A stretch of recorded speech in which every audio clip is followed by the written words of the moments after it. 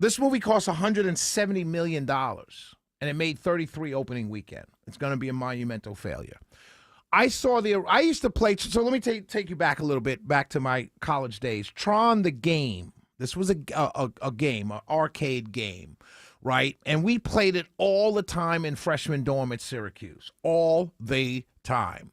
Oh, and we really played it a lot when we found out we can Jimmy rig the machine that we didn't have to put a quarter in. We played it all the time, right? That and the football game with the lights where you roll the ball and you ran. You may be too young for that one, but it's a football game where they had X's and O's and you just roll the ball. So the ball was hiked and you can only run. You had to stop and hit a button to pass, right? Anyway, we played that in Tron all the time, and Pac-Man, of course. And this was college. So when Tron the movie came out, it was really a cult classic. It wasn't a big-time movie, right? First of all, no one understood it, but the graphics at the time and the special effects at the time were so good that we all liked it. But it was a cult classic. It wasn't a great movie, one. Number two, it was the special effects and the graphics, and we all were familiar with the game. Then you had Tron Legacy. Did pretty well, $400 million, right? Now you come back with Tron Ares, with Jared Leto, of all people, heading it up.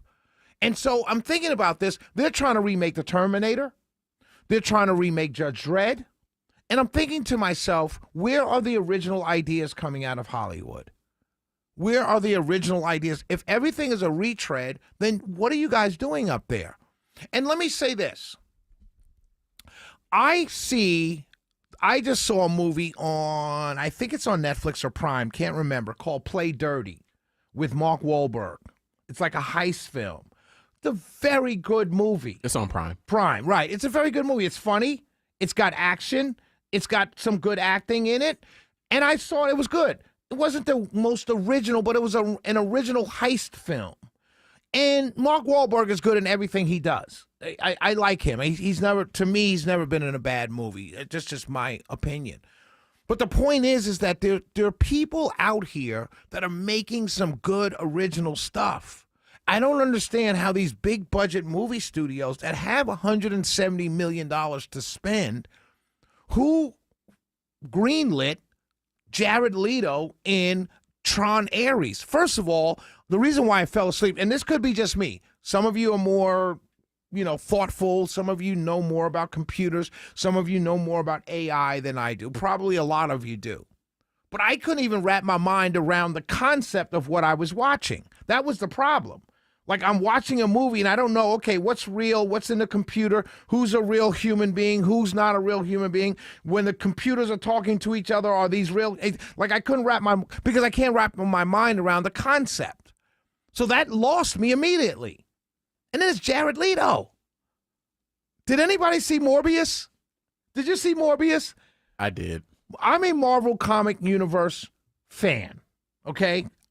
Shelley Winter, I used to collect Marvel comic books. I used to have a bunch of comic books. I'm a fan of Marvel Comic Universe. I'm also a fan of the DC Universe because I was a comic book collector growing up. I was one of those nerdy kids that went out and bought the brand new comic book with his 50 cents my mom gave me for allowance. I bought comic books. So I'm a fan. Morbius was the absolute worst movie ever made. And it wasn't the worst movie ever made necessarily because the character Morbius was a bad character. It's because Jared Leto is just not a good actor. He's not. And who thought this was a good idea to wrap an entire confusing movie that didn't do well the first time, was only a cult classic, around Jared Leto? It's just, Hollywood is dying. I bring all of this up to say this to my listeners, you guys. A lot of our institutions are dying. The media, the press, Hollywood, literature. A lot of it is, like, I'm a Tom Clancy fan. I'm reading Tom Clancy. He died 20 years ago. I'm reading books by Vince Flynn. He died. I'm reading books by authors that are being written by other authors. That's how bad the literary world is. Our institutions are dying, and they're not dying because we don't read anymore. They're not dying because we don't read the media. We don't follow news anymore. We're not interested in the news anymore. They're not dying because we're not interested in going to the movies anymore. They're dying because the people in charge are killing them. They're killing them. All of these people, they get in these positions and they think they're smarter than everybody else, and they're killing these institutions. It's not the people. It's not the market. The market knows what it wants. It wants originality. It wants good content. And it wants to see things it hasn't seen before.